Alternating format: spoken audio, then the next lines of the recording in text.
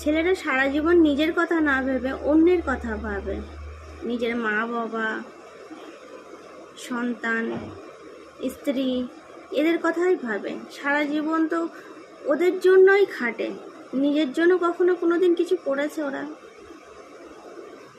কোথাও গেলে তারা ভাবে না যে আমাকে সুন্দর একটা ড্রেস পরতে হবে, এটা করতে হবে, ওটা করতে হবে, ওটা ভাবে না। ওরা ভাবে যেমন আছি তেমনই ঠিক আছে।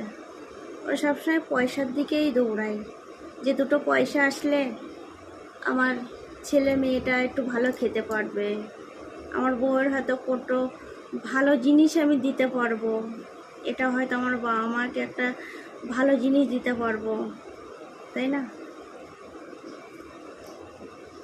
সত্যি বলছি কিনা বলো, ছেলেরা কি নিজের জন্য